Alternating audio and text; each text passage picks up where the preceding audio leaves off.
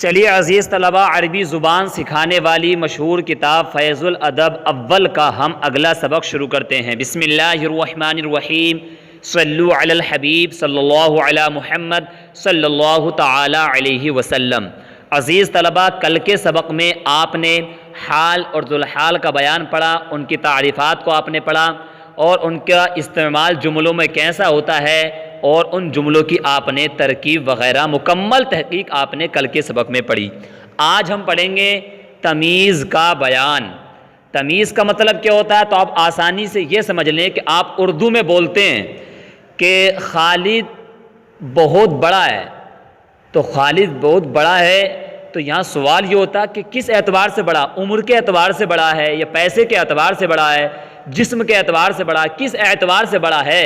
تو آپ کہیں کہ خالد جو ہے عمر کے اعتبار سے بڑا ہے، پیسے کے اعتبار سے بڑا ہے، تو یہ خالد بڑا ہے پیسے کے اعتبار سے، خالد بڑا ہے عمر کے اعتبار سے۔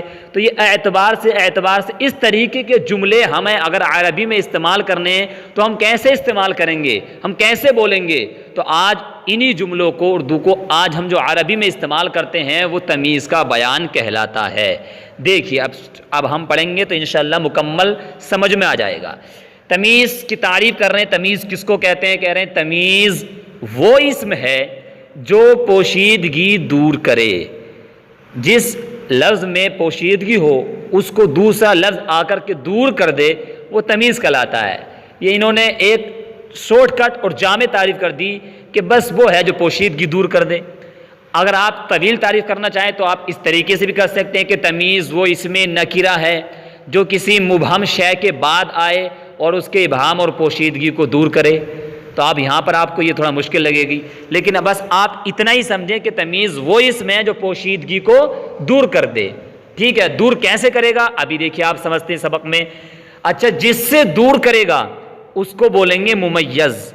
ایک تو ہے دور کرنا، تو جو دور کرے گا وہ تمیز کہلائے گا، اور جس سے دور کرے گا جس لفظ سے وہ ممیز کہلائے گا۔ تو ممیز کیا ہوتا ہے، تعریف کر رہے ہیں، دیکھیے ممیز وہ اسم ہے، وہ اسم مذکور یا نسبت مقدرہ ہے جس میں ابہام اور پوشیدگی ہو۔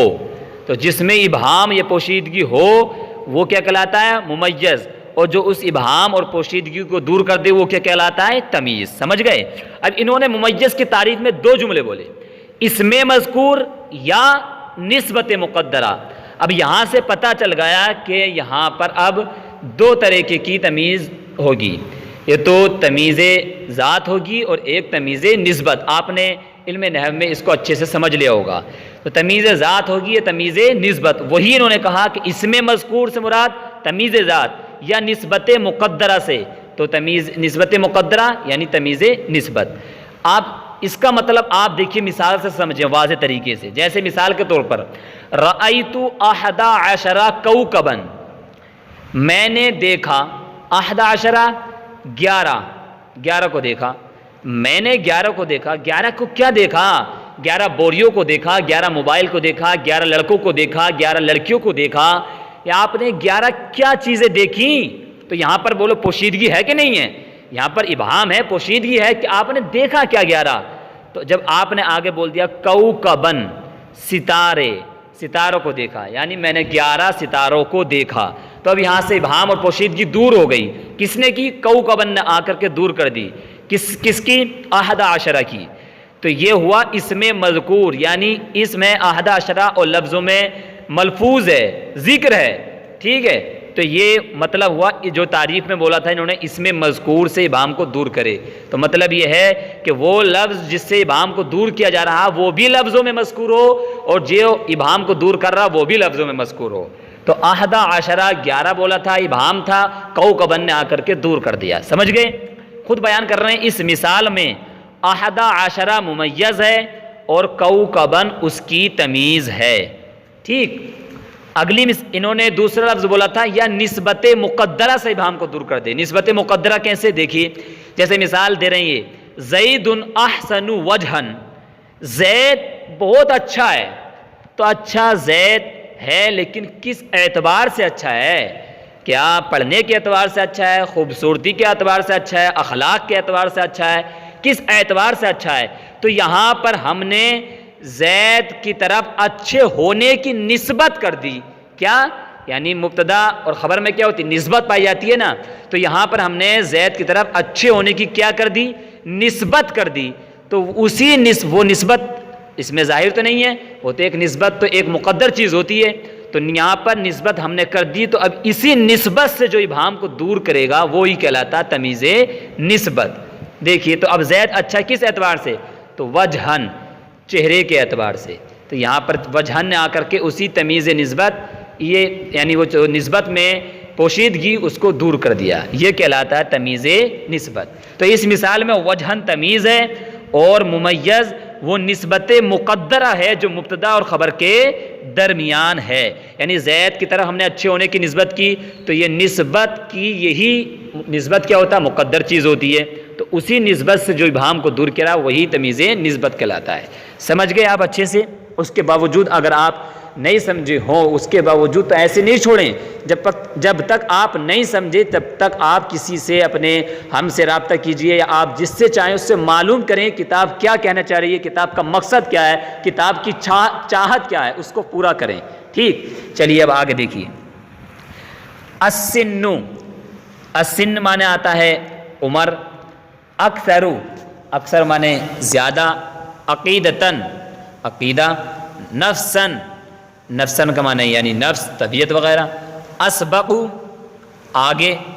التصلب، ٹھوس ہونا، سخت ہونا. ٹھیک، تصلب تفاعل کے وزن پر. نیچے دیکھیے اب. زید اکبر سنًا، زید بڑا ہے. تو اب یہاں پر سوال ہوتا ہے کہ زید بڑا کس اعتبار سے ہے؟ مال کے اعتبار سے، جسم کے اعتبار سے، کس اعتبار سے بڑا ہے؟ تو سنًا، عمر کے اعتبار سے. تو یہاں پر سنن نے آ کر کے اس ابہام کو دور کر دیا. ٹھیک ہے، تو یہاں پر تمیز ہے یہ سنن، مگر یہاں پر ممیز مذکور نہیں ہے بلکہ یہاں پر مقدر ہے. یعنی زید کے طرف ہم نے بڑے ہونے کی جو نسبت کی ہے وہ نسبت مقدر ہے نا، تو اسی ابہام کو دور کرائی، یہ کہلاتی ہے تمیز نسبت. آگے دیکھیے. انا اکثر مالا، میں زیادہ ہوں. اکثر زیادہ ہوں. کیا زیادہ کس اعتبار سے؟ پڑھنے کے اعتبار سے یا مال کے اعتبار سے؟ کس اعتبار سے؟ تو اکثر مالن، مال کے اعتبار سے. تو یہ دیکھیے ابہام کو دور کرا، یہ بھی تمیز نسبت ہے.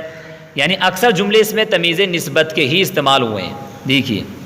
ھذا الرجل اطیب نفسا، یہ مرد اطیب زیادہ اچھا ہے. کس اعتبار سے؟ کس اعتبار سے اچھا؟ نفسا، طبیعت کے اعتبار سے. ٹھیک. السنی متصلب اعتقادا. ٹھیک، تو سنی کیا ہے؟ پختہ ہے، متصلب ہے، ٹھوس ہے. کس اعتبار سے؟ اعتقادا، عقیدے کے اعتبار سے. دیکھیے سب تمیز نسبت. اخو بکرین صغیر سنن، اخو بکرین، بکر کا بھائی، صغیر چھوٹا ہے. کس اعتبار سے چھوٹا ہے؟ سنن، عمر کے اعتبار سے چھوٹا ہے. ٹھیک، دیکھیے تمیز نسبت. رأیت 20 قلما، میں نے دیکھا 20 کو. 20 کو کیا دیکھا؟ بوریوں کو دیکھا، قلم کو دیکھا، لیپ ٹاپ کو دیکھا، لڑکوں کو دیکھا. کسے دیکھا؟ قلما، قلم کو دیکھا. ٹھیک، دیکھیے یہ ہے تمیز ذات. ان نے 20 کے ابہام کو دور کیا. ہوا کامل ایمانا، وہ کامل ہے کس اعتبار سے؟ ایمانا، ایمان کے اعتبار سے. نحن اہل السنت عقیدتاً، ہم اہل سنت ہیں. کائے کے اعتبار سے؟ عقیدتاً، عقیدے کے اعتبار سے، یعنی ہم عقیدے میں اہل سنت ہیں. زید افضل علما، زید زیادہ فضیلت رکھتا ہے. کس اعتبار سے؟ علما، علم کے اعتبار سے. ٹھیک. ھذا الولد اسبق قراءۃ، یہ لڑکا آگے ہے. کس اعتبار سے؟ قراءۃ، پڑھنے کے اعتبار سے. ٹھیک ہے، دیکھیے سب میں اکثر جملوں میں تمیز نسبت ہے، صرف ایک جملے میں تمیز ذات یہاں پر بیان ہوئی. چلیے نیچے ہے عربی بناؤ. یہ اردو جملے اب اپنی ان کو کاپی پر اتاریے اور اس کے بعد خود سے ان اردو جملوں کی عربی بنائیے. اور کوئی مشکل نہیں ہے، بلکہ اس میں پریکٹیکل ہوتا ہے، جو آپ نے سبق پڑھا صرف اسی کا پریکٹیکل کہ بچے نے سبق سمجھا کہ نہیں سمجھا. تو اگر آپ تمرین بنا لیتے ہیں تو اس کا مطلب یہ ہے کہ آپ نے سبق سمجھ لیا ہے، اور تمرین آپ سے نہیں بن پا رہی ہے تو اس کا مطلب یہ ہے کہ سبق نہیں سمجھا ہے. تو اگر انشاءاللہ عز وجل اگر آپ محنت کریں گے تو آپ کو بہت فائدہ ہوگا. ٹھیک، چلیے ہاں پہلے انہی جملوں کی ہم ترکیب کر لیتے ہیں، عربی جملوں کی، اور بہت آسان ہے ترکیب. بس دیکھیے پہلا جملہ دیکھیے، زید اکبر سنن. تو یہاں پر زید مبتدا بن جائے گا اور اکبر یہ اس میں تفضیل کا صیغہ ہے. ٹھیک، تو اس میں آپ ہوا ضمیر پوشیدہ فاعل نکال لیں گے، مرفوع پوشیدہ فاعل. ٹھیک، اور یہ سنن جو ہے تمیز ہے، تو آپ اس کو سنن کو بولیں گے تمیز نسبت، کیونکہ یہاں پر ہمیں امتیاز بھی کرنا ہے نا، تمیز ذات ہے تمیز نسبت، تو تمیز نسبت بولیں گے. ٹھیک، پھر اس میں تفضیل اپنے فاعل اور تمیز نسبت سے مل کر شبہ جملہ اسمیہ ہو کر کے خبر بنا لیں گے. پھر مبتدا اپنی خبر سے مل کر جملہ اسمیہ خبریہ ہو جائے گا. ٹھیک ہے، اسی طریقے سے مکمل پیراگراف کی ترکیب کر لیں گے، کوئی مشکل نہیں ہے. اگلا جملہ ہے انا اکثر مالن. تو انا ضمیر یہ مبتدا بن جائے گی اور اکثر وہی اس میں تفضیل اور اس میں ہوا ضمیر مرفوع پوشیدہ فاعل نکل جائے گی. اور اس کے بعد مالن یہ بھی تمیز نسبت، پھر وہ اس میں تفضیل اپنے فاعل اور تمیز نسبت سے مل کر شبہ جملہ اسمیہ ہو کر کے خبر بن جائے گی، اور یہ مبتدا اپنی خبر سے مل کر یہ بھی جملہ اسمیہ خبریہ ہو جائے گا. سب اسی طریقے سے آپ کر لیں گے. اس میں کوئی مشکل ہو تو آپ بلا جھجک معلوم کر سکتے ہیں. ٹھیک ہے، اس میں ایک جملہ یہ ہے رأیت 20 قلما.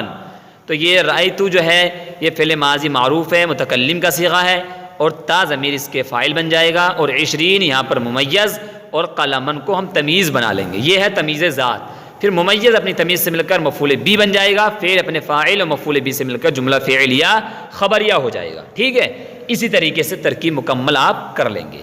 چلیے نیچے اردو جملے ہیں، میں حل کرا دیتا ہوں، لیکن آپ پہلے خود سے کوشش کریں اور بعد میں چیکنگ کے طور پر آپ سن لیں، چیک کر لیں. دیکھیے زید پاکیزہ طبیعت والا ہے. تو زید پاکیزہ طبیعت والا ہے، اوپر جملہ آیا تھا یہ مرد پاکیزہ طبیعت والا، اسی وزن پر بنا دیجئے. تو زید پاکیزہ، تو اطیبو زید پاکیزہ کس اعتبار سے؟ نفسن، طبیعت کے اعتبار سے. ٹھیک، تو زیدن اطیبو نفسن، زید پاکیزہ طبیعت والا ہے. ٹھیک، ابو بکر زیادہ روپے والا ہے. تو ابو بکر زیادہ ہے، پہلے آپ یہ بنائیے. تو ابو بکر اکثر زیادہ ہے، روپے والا، تو روپیے کے اعتبار سے تو روبیتن، روپیے کے اعتبار سے. ٹھیک، خالد کا چچا عقیدے میں پختہ ہے.